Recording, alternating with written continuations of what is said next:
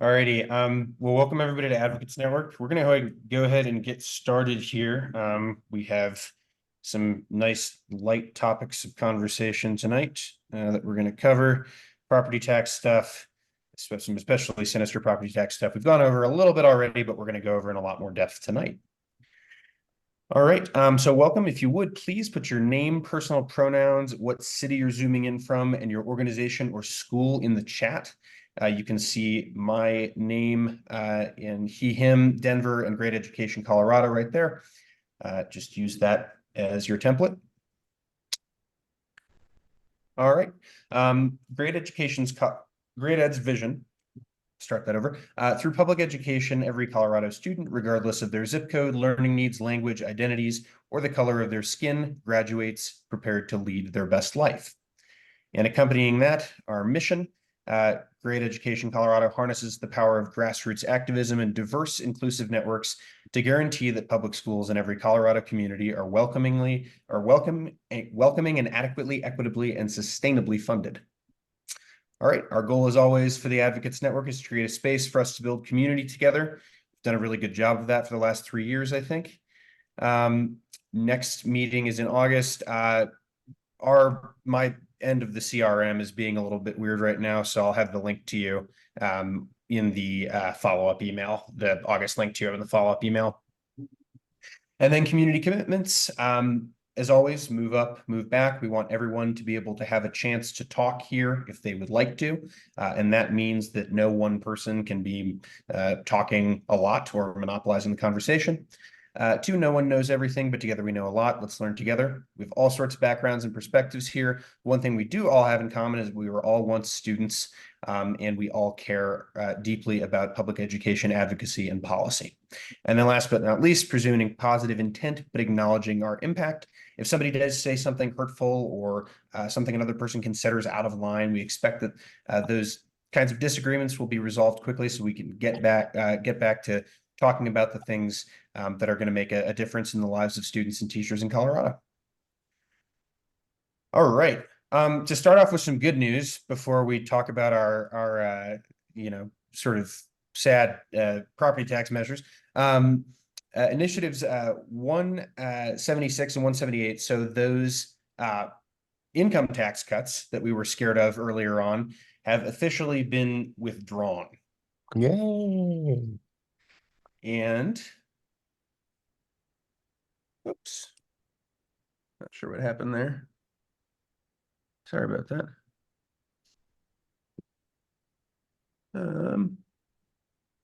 Oh, that's it's attached to a one pager. That's why. Okay. Here we go. Sorry for that.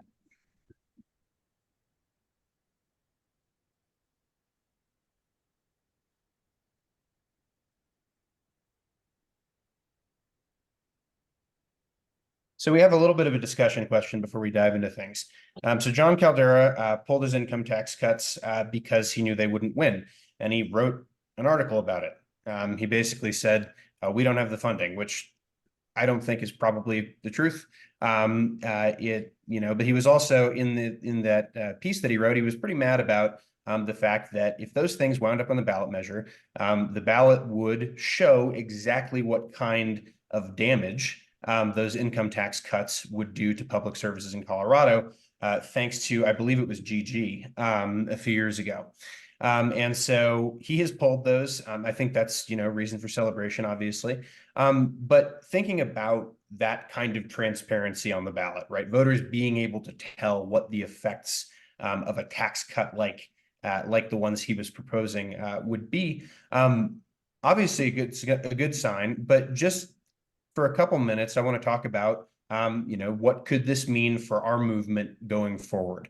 That two really big, otherwise very promising tax cuts for the people on that side of things failed. So I'm going to go ahead and stop sharing for just a moment so I can see everybody's faces. And we don't have to talk too long about it. It's mostly just good news. But if anybody wants to chime in and talk, say perhaps what they think this could mean for the future, that'd be great.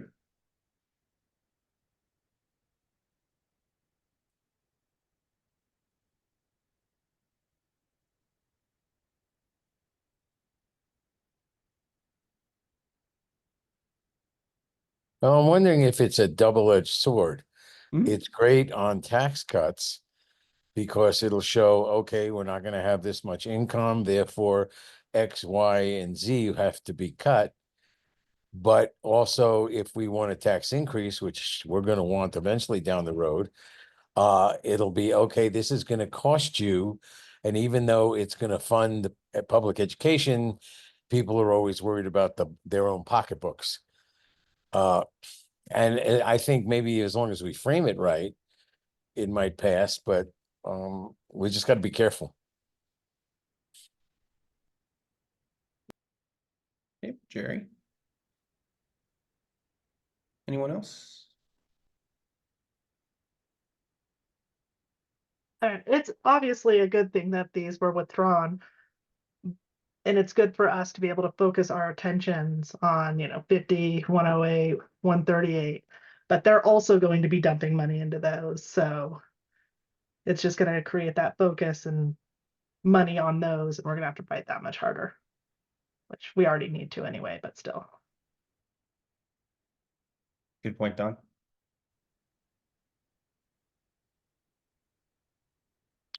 Anyone else before we move on to the bulk of our presentation tonight? This is Jan. We are going to have a fight ahead of us, but in Caldera's article, it's like, man, all that left-wing dark money, and I just blew my head on that one. So that's it. Comment. Thanks, Jan. Yeah. A little bit of a laugh. All right. CG, sorry. No, I was just laughing. Sorry. All right, all good. Let's go ahead and move into property taxes then, which we have a lot to say about. Okay. Chris, I'm just going to kind of go through these slides. If there's anything on there that you want to, add to, or that you think is just completely missing, or that you want to elaborate on, I'll call on you to elaborate. But if there's any, sort of omissions or anything to, please jump in and you feel free to make those corrections. I won't be shy. Okay, great. All right, so we're going to do a deeper dive than we have before on initiatives 50 and 108. But first, let's just learn a little bit about the property tax context in Colorado. So we have the third lowest effective rate in the nation. A lot of people are under the impression that we have high property taxes in Colorado, but that's just not the case. They have increased in recent years because of soaring home values, not because we have just decided to increase rates. So that's sort of another big misconception where people get kind of tangled up, and becomes hard to talk about this stuff. Legislature has reduced assessment rates over the last few sessions to lessen the impact of those aforementioned rising home prices. And that many local communities right now don't have an adequate property tax base to cover the public services that they need to. So those are sort of some high-level things about where we are with property taxes in the state. Chris, I don't know if you want to add anything there. Nope. Okay, cool. Let's go on to Initiative 50. So this one, if you remember, is qualified for the ballot already. Initiative 108, we're going to see is circulating right now, but 50 is on the ballot. So short places a 4% cap on statewide property tax revenues, requires statewide election to retain revenues above that cap, which I think might be the strangest part. That was the strangest part to me. I had never even thought of something like that. But obviously that kind of pits places against each other, and it's just really, really cumbersome and unnecessary. And so research from the Bell Policy Center, thank you, shows that districts, I thought this was a really interesting graph. I looked at it a little while ago, would have lost a cumulative $15 billion if 50 were implemented just 9 years ago. That is an outrageous amount of money. And it should give everyone pause But it's the kind of, I think it's the kind of statistic that we need more out there. And, you know, if we can, you know, figure an even simpler way of communicating it, that's great too. Go ahead, Chris. You know, the one thing I'll quickly jump in on about the 4% cap is the way they chose to word this is really strange. Property taxes don't go to the state. So now we're talking about all these different districts that are falling under a statewide cap. It's not unlike the Gallagher problem we had with variations in regions, but think about it this way.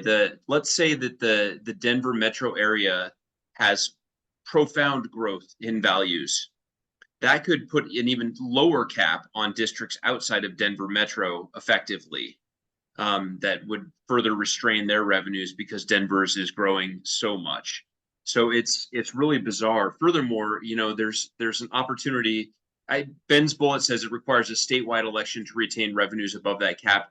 That's our prevailing interpretation, but that's not actually crystal clear. And I was reviewing the draft Blue Book language this week, where the way that the nonpartisan analysts wrote this is the legislature will very likely have to jump in and pass conforming legislation clarifying exactly what we interpret this to mean. So really, we're likely to have a series of, if this passes, legislation to implement and court battles to determine whether we're implementing it right. So that confusion about the way they wrote it is going to be it's going to be both a problem in real life, but also I think that confusion is maybe an asset for us in the next few months on the no campaign. Absolutely. That is really interesting. Is 50 a constitutional amendment or just a ballot initiative? Constitutional. Okay. Because I was wondering about local control, but if it's constitutional, that'll supersede it. Right. It'll supersede local. I mean, it's, yeah, exactly right. All right. Initiative 50 continued.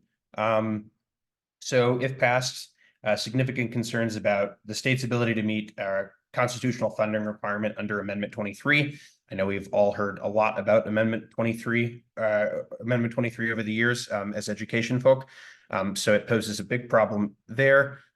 There's also the distinct possibility that we could be dealing with the reinstatement of the BS factor. You know, I think a fair number of people in the state got the idea that when that was bought down, that was the end of it.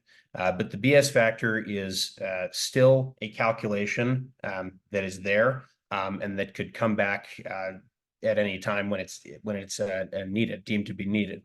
And that there's also no means, 50 provides no means of replacing this lost funding. So in other words, when it's gone, it's gone.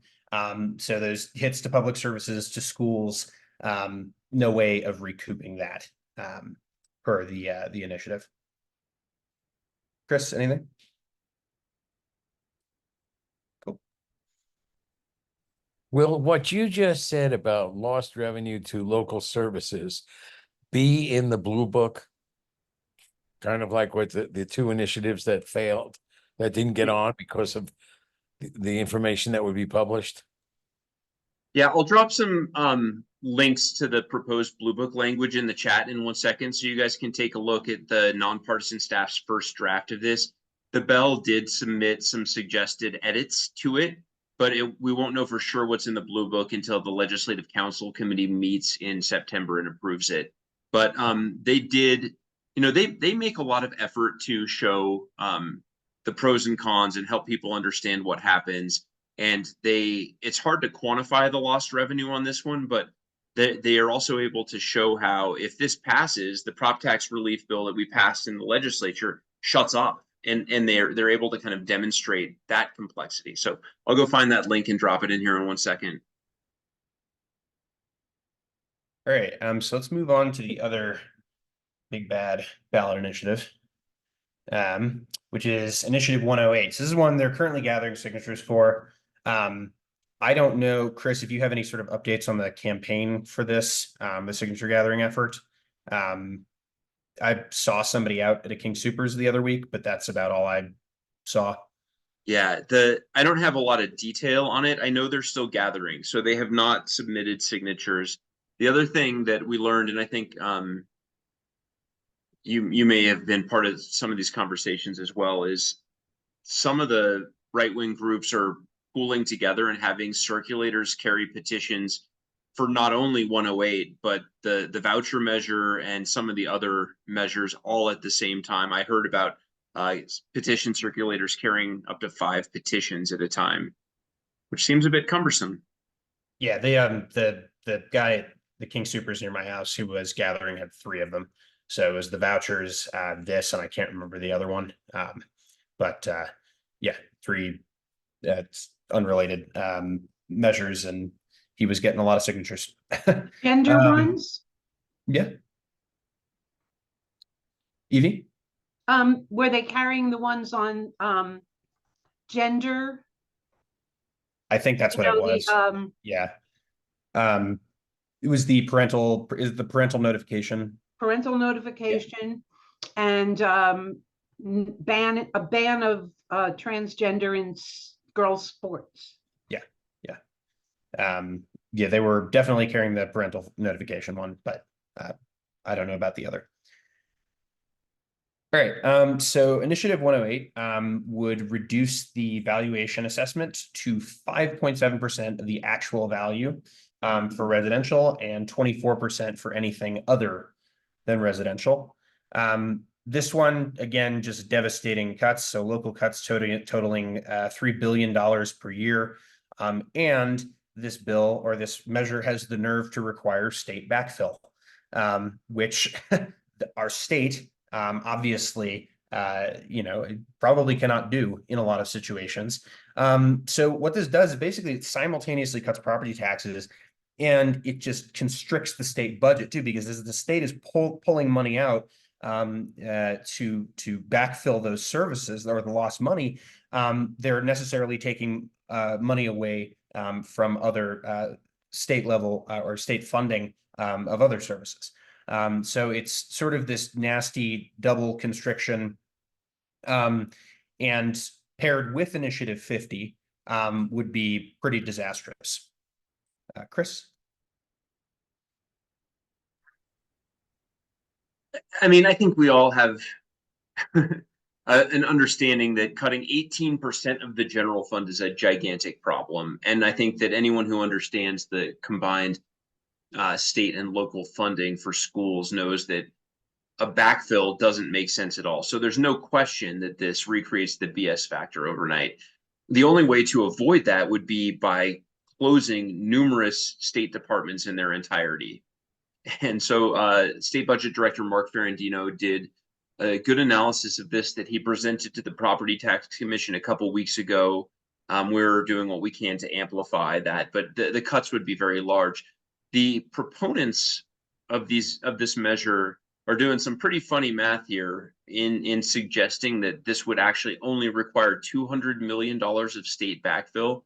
We have some guesses of how they reached that conclusion, but it has to do with some really dumb statewide averaging that doesn't account for the fact that some districts gain and some districts lose, or that some districts lose more than others compared to projected future revenue growth. So, that's a long way of saying the proponents of this are basically lying and suggesting that the impact on the state budget is a fraction of what the real impact will be.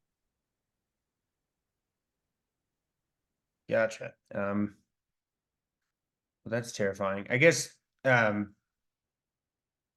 Chris, obviously the Bell has put out quite a bit of stuff about this, and we'll share sort of where we can find that later and stuff. But what kind of research are you all continuing to do on both of these measures? And are there perhaps things that we haven't found out yet? I know they're sort of 50 especially is very strangely worded, and might require both going to the courts and going back to the legislature, but just a wondering. I think we have a couple ongoing research projects happening, but most of it has to do with getting a little bit more granular than right now. So we have a good statewide calculation of what's going on, but I think we have some policy staff working right now on two projects. One is building out, county by county, district by district impacts in a way that will allow us to, in real time kind of pull up some numbers and answer questions as they arise. We're also building out a larger property tax model. Both of these things are intended to kind of help us answer these questions rather than having to go digging. So it's been quite the project of compiling this research. We do have a meeting on Friday with our friends at the Colorado Fiscal Institute for a big brainstorm about what other research products might really add value to this effort. And so I think we've got some capacity to do more, as do the folks at CFI, and we'll be trying to figure out what's going to be most potent. Great. Thank you, Chris. And obviously we'll have that information as it's available. All right. Now, this right here. This is so that big number in the center of your screen is the potential across the board cut to public education fiscal year 24-25 because of 108 alone. Okay. 108, obviously it's 3 billion around sort of, I think, the public services in general, if I'm saying that correctly, Chris. And then, but this would be it's hit to education alone. And this is sort of,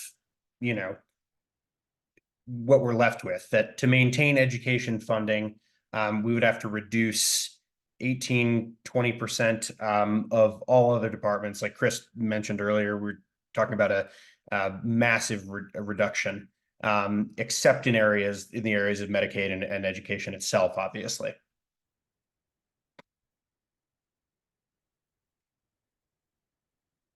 All right. So what are some of the potential outcomes of 50 and 108? So largest reductions in property tax and state funds in state history, massive reductions in public education funding, early childhood education and higher ed. Obviously we're an education organization, so we care about those, but all other services are going to be decimated too. And then disproportionate tax cuts for the wealthy, right? This is a classic example of rich people, a very narrow subset of the population, benefiting from something that is going to harm everyone else in one way or another. Combined cut of $1.5 billion a year to school districts. So that's with 108 and 50. And that's a figure that probably sort of sticks out to everyone on this call as something that we really, really want to avoid. And it also leaves Colorado extremely vulnerable to financial crisis. Like, say we have a recession, and in a case like that, obviously, like, it's ideal for the state to have some money on hand to be able to pay for things, right? Well, in this case, they wouldn't, right? Because, like we said earlier, 108 requires that backfill from the state. And so it's directly taking money from the state. 50 applies pressure in a different way. But what we're left with is a state that has no ability to cope with the variability that comes with the economy. Chris, do you have anything to add? Very bad. Very bad. May I ask a question? Can you go back to that slide for a second? Yeah, sure thing. Could you elaborate just a little bit about the disproportionate tax cuts for the wealthy? Yeah, I can help with that.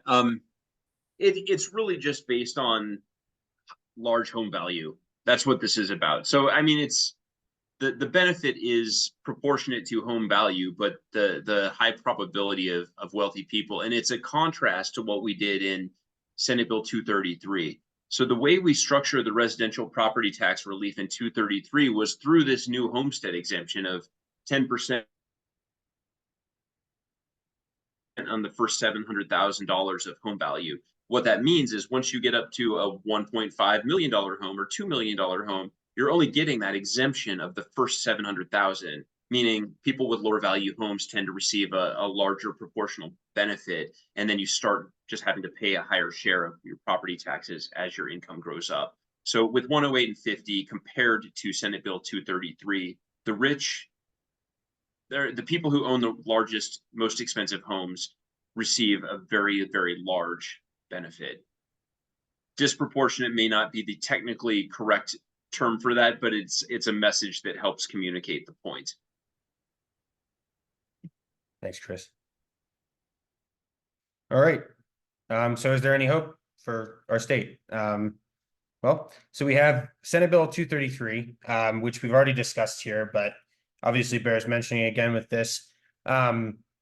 So basically, the Commission on Property Tax made a bunch of recommendations for ways that we could keep public services intact while helping people out who are having to pay higher and higher property taxes. So considering the recommendations of the Commission on Property Tax, this permanently lowers the property tax rate. And then it does something that we obviously like, which is that it protects schools by keeping district mills at 7.15 instead of reducing them to, and I did not put the number in there. I think it's 6 something. But anyway, but the issue with this is that it'll be repealed if either of those other initiatives pass. And so that's sort of where we are with this, because this could be really good for us in the long term as a state for, you know, all of our different localities. But if 108 or 50, as I understand it, passes, so if either one, then this is basically moot. Is that the correct reading there, Chris? Yeah. Being the one who wrote this provision of Senate Bill 233, I can affirm that that is indeed the case. We wanted it to be crystal clear that people don't get to have additional property tax cuts on top of the bipartisan bill we passed. They had to pick one or the other. It's also worth noting that the prop tax cuts in 233 start for the current year, 2024, whereas both initiatives 50 and 108 would not start until next year. So technically speaking, if people vote yes on 50 or 108, they actually get a tax increase for 1 year before they start getting these deeper cuts. Thank you. All right, let's open it now, I think. Yep. Before we do that, let's just open it for questions, because I know we probably have quite a few here about 108 and 50. We've already had some really good ones, but would anybody else questions for Chris? He knows a lot more about this than me, so ask him, not me, please. But about sort of the trajectory of these initiatives, you know, potential impacts, things of that sort. So Chris, this is Nancy Todd, and one of my questions is, where is CCI on these two initiatives? Have they taken a stand, or what are we hearing from the counties? They certainly aren't fond of them, but I don't know that they have formally come out yet. I can check on that a little bit. You know, CCI was an important stakeholder during the development of 233, and even though they don't love that we were cutting their budgets, they saw that doing a responsible policy was going to be a better alternative than rolling the dice with these ballot measures. So they came along and were generally supportive of Senate Bill 233. So I have confidence that they will be part of opposing 50 and 108. I think I can say the same safely about CCAT and CML. And the Special District Association has actually already contributed to the no campaign for 50 and 108. Did any Republican vote for it? Oh yeah, we had bipartisan co-primes. Okay. Barb Kirkmeyer was the Senate co-prime sponsor with Chris Hansen and Lisa Frizella in the House. I don't remember the final vote count, but more than half of each Republican caucus voted yes. Awesome. Okay, Yeah. thanks. Yeah. So can you once again tell us about the campaign to fight these? Does it have a name? Is there a contact? Yeah, there's a couple details that are still getting ironed out, but I will I will definitely tell you about it. So it's called Coloradans for Local Communities. That's the name of the issue committee. We do have a website. This is my predecessor, Scott Wasserman, got a lot of this work rolling before his last day at the Bell. And he is going to be playing the part of senior advisor on this campaign. So we have a campaign manager, general consultant. That's Joe Kaborik. Many of you know him. He has been doing work with Together We Thrive and has done other campaigns around Colorado and New Mexico.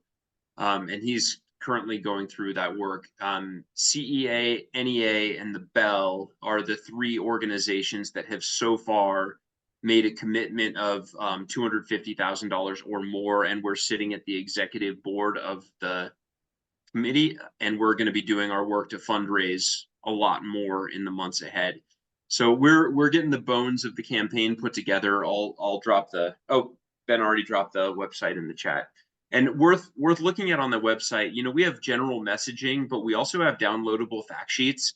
So if you want to bring fact sheets on 50, 108, or the combined impact of both to any event you do, you can download them and either email PDFs around or print them off and take them to events.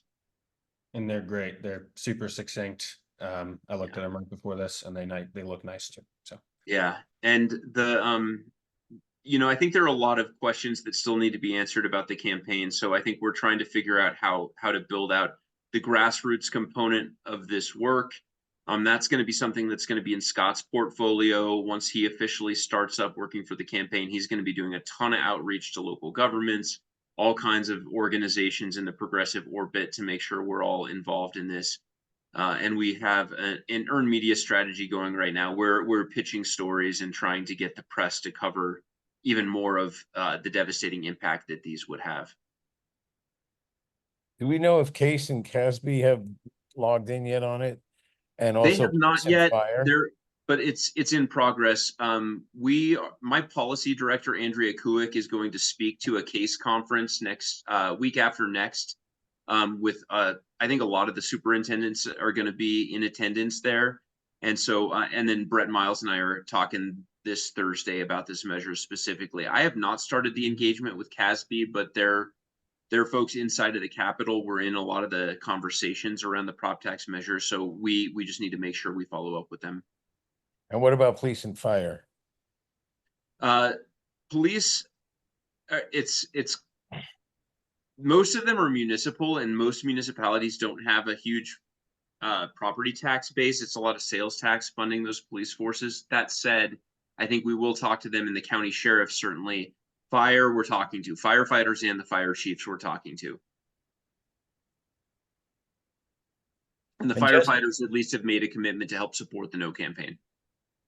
There was already an article in the Boulder Camera, I think it was last week, that the district, it can't move forward on planning the 2025 budget because they have no idea between the Joint Budget Commission's not so rosy prediction and the potential of 50 and 108.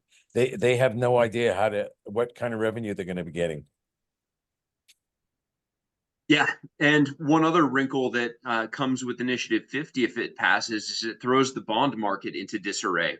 And so any district that's trying to pursue a bond, they're going to have a hard time convincing someone that they're going to be able to pay the debt if they're going to be falling under this nebulous cap.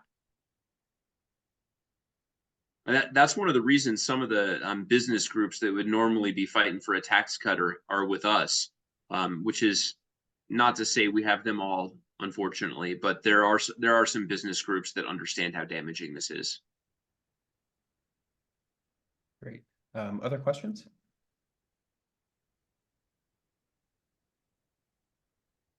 I know we have people who are interested in this. Well, yeah, I just want to say thank you, because the biggest question I've gotten in the last couple weeks is, where's the No campaign? How do we join? And a lot of people who are already planning on walking against these. So I just signed up to get my email on the list so I can pass the information on to PTA and our members, because we have taken opposed positions on both of those.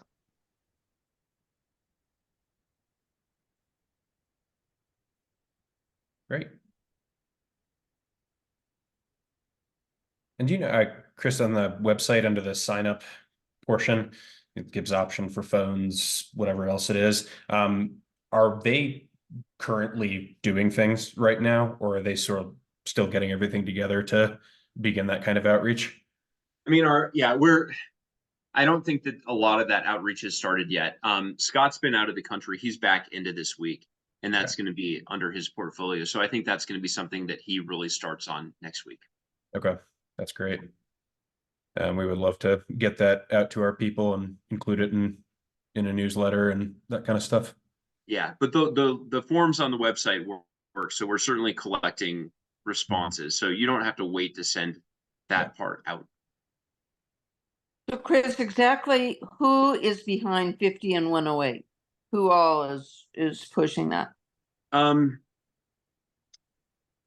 It's basically Michael Fields, who is basically bankrolled by Bill Owens and Phil Anschutz.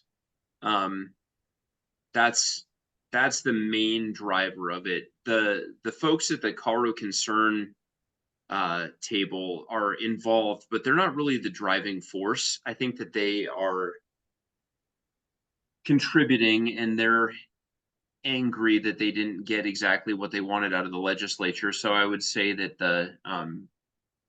that Dave DeVia, who's the current CEO of Colorado Concern, is very active, and a lot of their board members in the business community are going to be funding this. But Advancing Colorado, that's Michael Fields' group, is an Anschutz funded project, and I think that that's where the bulk of the seed money is coming from, at least, and will probably contribute to the overall campaign over time. But that's where Michael Fields gets his marching orders, is from Bill Owens. I did not know that. Yeah. It's funny the things you pick up on. It's not like he doesn't broadcast that, but some of the folks that are still around the lobby core at the Capitol used to work in the Owens administration, and you pick up on things here and there. Other questions for Chris?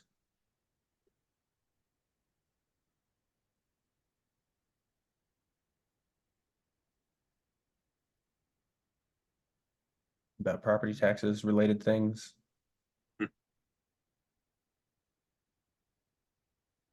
Great. Well, I think great discussion. Chris, thank you for being here.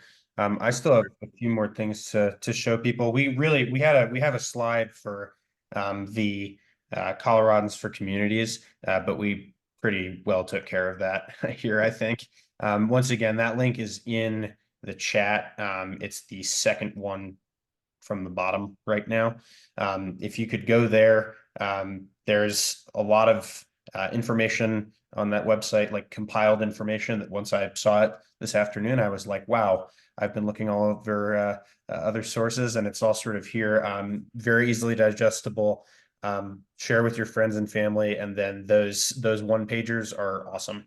Yeah, if you're meeting up with your precinct, or you're going to dinner with a friend, whatever it is, take some of those with you, or at least show them the link. And then please do go up, sign up to volunteer. I'm going to do that right after we get off this call. So one last thing tonight, before we go, actually, I want to show you all something cool. So two things. One of them is a video that Bell put together about 50 and 108. It's very quick, but it's a Facebook video. Here, hold on one second. Be forewarned, there's a typo we have to fix. It's all right. I didn't notice it the first time. So we'll all watch for the typo. There's a certain D who may be showing up as an R on here. Are you talking about this one? Oh, no, it's a different one. Okay. Oops.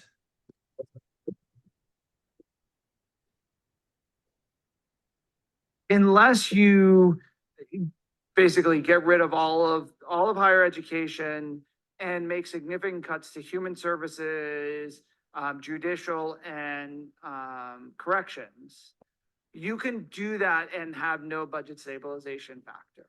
but that would mean you are decimating other areas of state government. We're basically getting rid of most of the rest of state government over time.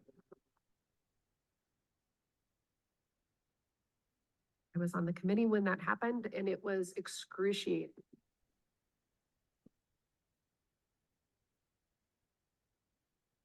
So we could have eliminated 11 divisions of government and we were less than a quarter of a way there.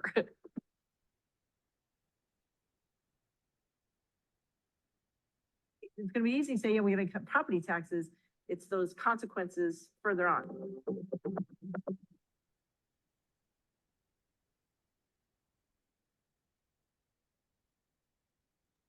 It was that one. Hopefully you guys didn't notice. I actually didn't again, so, but I think that's probably because you told me that it wasn't that one. Yeah. But yeah, that's on the Bell's Facebook page. I'll go ahead and I can put the direct link to that actually in here, so you can share it with people. But those are great. I think a lot of times people don't read what we type to them. I know I don't, but if I get a little thing like that in my email, or somebody directs me to it, I will watch it. So it's a great way to perform sort of friend-to-friend grassroots outreach, especially for an election as high stakes as this, and when we still have some time as well. All right. So last thing is that I wanted to share our Great Ed's fully funded schools advocacy team. Again, we did it last time, but this is, I think, as good a time as any to sign up to be an advocate for Great Ed. I attempted to make a QR code for this before and it did not work, or before the meeting it did not work. So I'm putting the link in the chat right now. It is the bottom link. And we are looking for, so we're looking for advocates in every state house and state Senate district to be part of the movement to form sustainably, fairly, adequately funded schools. We kind of like the other campaign we were just talking about, don't have everything fleshed out yet, but we want to get people on board with the mission. And once we have our marching orders, which will certainly be sometime ahead of this election, then we'll be able to elaborate more on this and also hopefully bring you a nicer looking website embedded page. So I'll give everybody just a few minutes to click on that, sign up for it if you will. And then that concludes our scheduled programming tonight.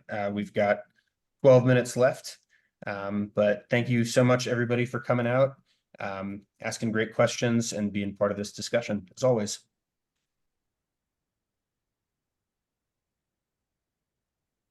Cool. All right. Have a nice night, everybody. Thanks. Thanks again, Chris.